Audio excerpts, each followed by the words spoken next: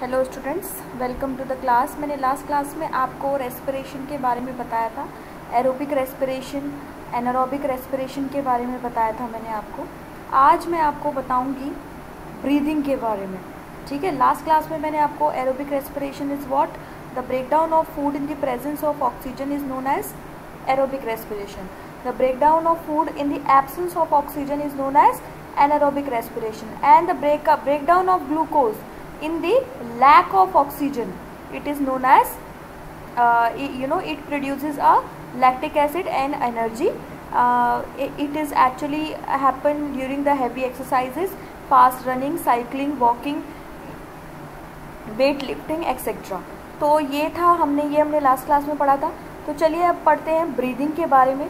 ठीक है, तो चलिए, close your nostril and mouth tightly and look at a watch. आप क्या कीजिए, आप अपनी नॉस्ट्रल बंद कीजिए, माउथ बंद कीजिए और आप देखिए कि आप कितने टाइम तक अपनी ब्रीथ को रोक सकते हैं। वो आप थोड़ी देर बाद क्या फील करते हैं। Breathing means taking in air rich in oxygen and give out air rich in carbon dioxide with the help of respiratory organ. तो ब्रीदिंग का मतलब क्या है कि जब हम ऑक्सीजन इन करते हैं एंड कार्बन डाइऑक्साइड बाहर करते हैं with the help of respiratory organ, that is lungs. इस प्रोसेस को बोलते हैं हम breathing. So the taking in of air rich in oxygen into the body is called as inhalation and giving out air rich in carbon dioxide, it is called as exhalation.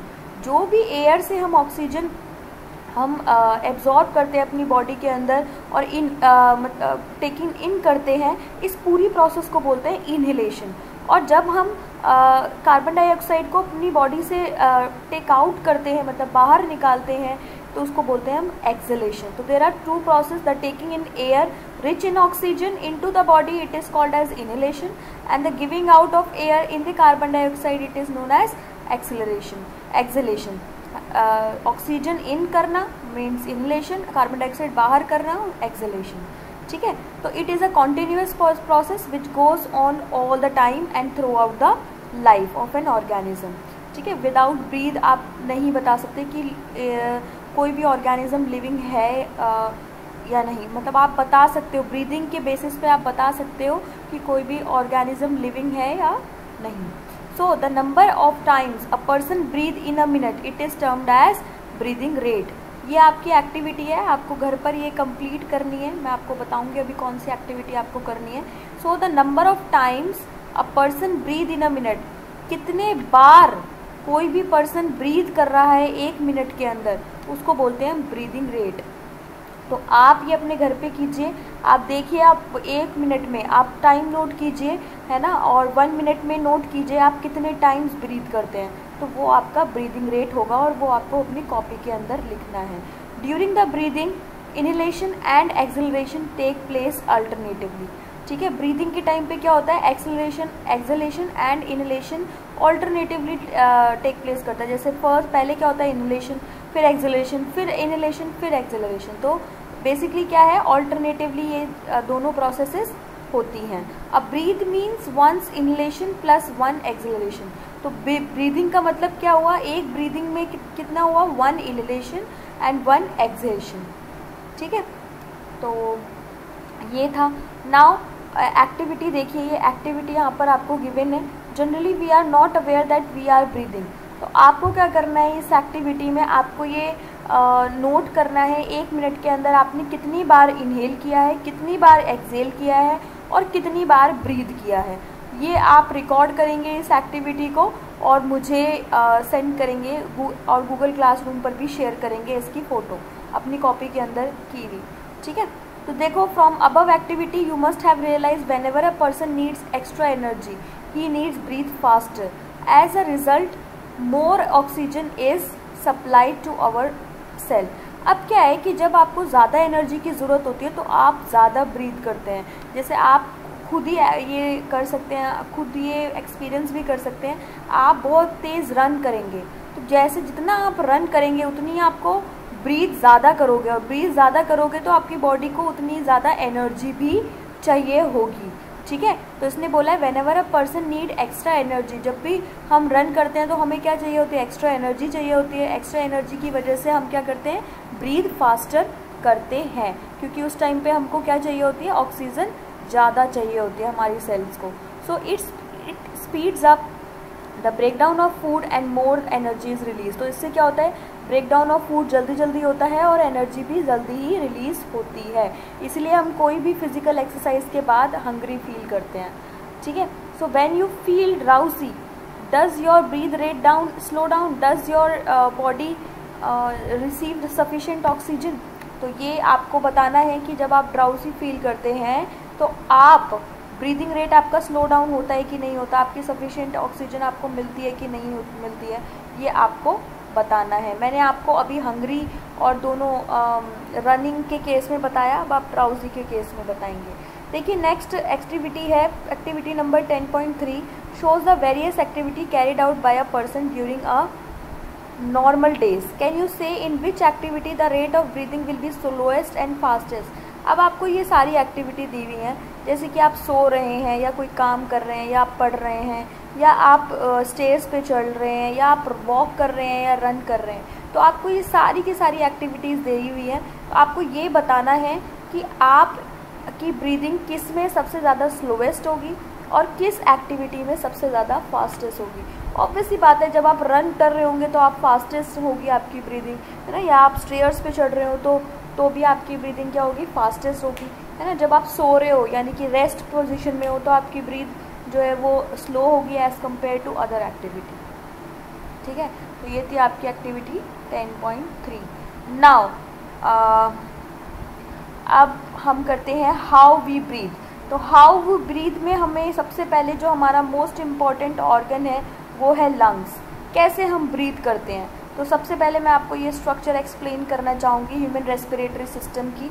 सभी बच्चे इस structure को अपनी copy के अंदर draw करेंगे और इसे भी इसकी भी फ़ोटो लेकर गूगल क्लासरूम में एज वेल एज़ मुझे व्हाट्सएप पे शेयर करेंगे। It is very very important, please इस चीज़ को सीरियस लीजिए, है ना। बहुत सारे बच्चे सबमिट वर्क नहीं कर पा रहे हैं, ये that is very much disappointed for you as well as for me कि वो क्यों नहीं कर रहे हैं। तो आपको अपना गूगल क्लासरूम में अपना हॉलीडे होमवर्क सबमिट करना है। मैं नेक्स्ट क्लास मैं डेफिनेटली ये नोट करूँगी आज ही की क्लास में कि किन बच्चों ने हॉलीडे होमवर्क कंप्लीट किया है और सबमिट किया है। जिन्होंने नहीं किया होगा उनको मैं पर्सनली कॉल भी करूँगी और मैं उनसे रीज़न्स भी पूछूँगी, ठीक है। तो सभी बच्चे अपने गूगल क्लासरूम में अपना हॉलीडे होमवर्क सबमिट करेंगे, ठीक है। उसके बाद आपको ये भी कंप्लीट करके इसका डायग्राम बड़ा इंपॉर्टेंट है। देखो सबसे पहले कहाँ से स्टार्ट होती है हमारी ब्रीदिंग प्रोसेस, नेसल पैसेज से। ये हमारा ओरल कैविटी है, माउथ मीन्स, और नेसल पैसेज है यहाँ पर। नेसल पैसेज क्या है, हमारा नोज़ है। उसके बाद आपका यहाँ पर आया फेरिंग्स, फेरिंग्स हमारे नेक के एरिया में होते हैं। उसके बाद आपका आया ट्रेकिया, ट्रेकिया के बाद आए आपके लंग्स, 2 लंग्स यहाँ पर आपके प्रेजेंट हैं। और लंग्स को किसने कवर किया हुआ है, रिब्स ने कवर किया हुआ है ना। और सबसे नीचे आप खुद भी महसूस कर सकते हैं, खुद भी एक्सपीरियंस कर सकते हैं कि सबसे नीचे वाला पार्ट क्या होगा, डायफ्राम होगा। टच कीजिए अपनी रिब्स को, एक्सपीरियंस भी कीजिए अपने रिब्स को। चलिए स्टार्ट करते हैं। सबसे पहले we take in air through the nostril. सबसे पहले जो हम एयर इनहेल करते हैं वो नॉस्ट्रिल से करते हैं। When we inhale air it passes through our nostrils into the nasal cavity. From the nasal cavity the air reaches our lungs. अब नेसल कैविटी से जो एयर है वो कहाँ पर जाएगी, आपके लंग्स तक जाएगी, ठीक है, through the wind pipe. Wind pipe यही है आपका फेरिंग्स, फेरिंग्स आपका विंड पाइप है, ठीक है। फेरिंग्स और लेरिंग्स दो टर्म्स होती हैं, तो यहाँ पर लेरिंग्स के बारे में नहीं लिखा हुआ है, फेरिंग्स के बारे में लिखा हुआ है। तो यही आपका विंड पाइप है, ठीक है। उसके बाद क्या होगा, उसके बाद आपका from the nasal cavity the air reaches our lungs, है ना, लंग्स तक जाएगी through the wind pipe. And lungs are present in the chest cavity. Lungs हमारे कहाँ प्रेजेंट होते हैं, चेस्ट कैविटी के अंदर। This chest cavity surrounded by a ribs, है ना। तो लंग्स को किसने कवर किया हुआ है, रिब्स ने कवर किया हुआ है। A large muscular sheet is called as diaphragm form the floor of the chest cavity. तो फ्लोर मतलब सबसे नीचे वाला जो पार्ट है वो हमारा क्या है, डायफ्राम है। उसके बाद देखिए breathing involves the movement of diaphragm and rib cage. आपने ये महसूस भी किया होगा कि जब आप ब्रीथ करते हैं तो आपकी जो चेस्ट कैविटी है वो अप एंड डाउन पोजिशन में मूव करती है। During the inhalation ribs move up and outward and diaphragm moves down.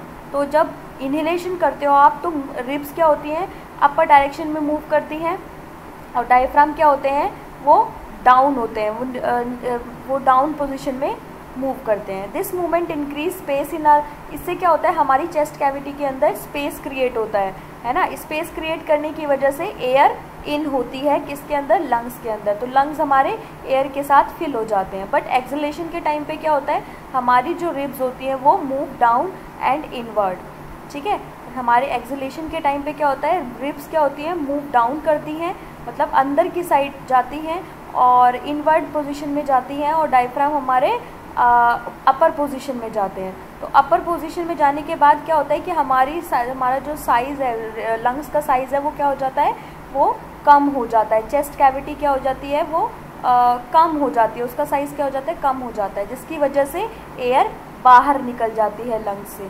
So these movement in our body can be felt easily. आप ये मूवमेंट ईजिली फील भी कर सकते हैं। प्लीज़ इस चीज़ को भी करके देखिए, बड़ा इंपॉर्टेंट एक्टिविटी है, बहुत अच्छा है और बहुत इंपॉर्टेंट है। Take a deep breath, keep your palm on the abdomen. अपनी पाम को एब्डोमेन पर रखिए और फील कीजिए up and down movement of abdomen.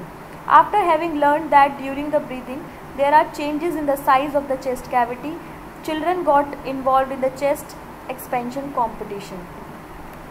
ठीक है, तो उसके बाद देखिए ये था आपका, हाँ, now one important point, smoking damages lungs. Smoking is linked to the cancer and it should be avoided. अब जब लंग्स की बात हो रही है तो सबसे ज़्यादा मेन एथिकली हमारा जो मेन कंसर्न है सोसाइटी में वो ये है कि बहुत सारे लोग क्या करते हैं, स्मोक करते हैं। तो स्मोक क्या करती है, स्मोकिंग हमारे लंग्स को डैमेज करती है, और बेसिकली क्या होता है, लोगों को लंग कैंसर होने के चांसेस बढ़ जाते हैं, जिसकी वजह से उनकी डेथ भी हो जाती है। तो smoking should be avoided to avoid the cancer. So that is it for today's class. In the next class I will discuss the 10.5 activity and also this blue box also. So do it. आपको जो भी मैंने homework दिया है वो आप कीजिए और उसको कंप्लीट करके गूगल क्लासरूम में सबमिट कीजिए अभी। Thank you, have a nice day.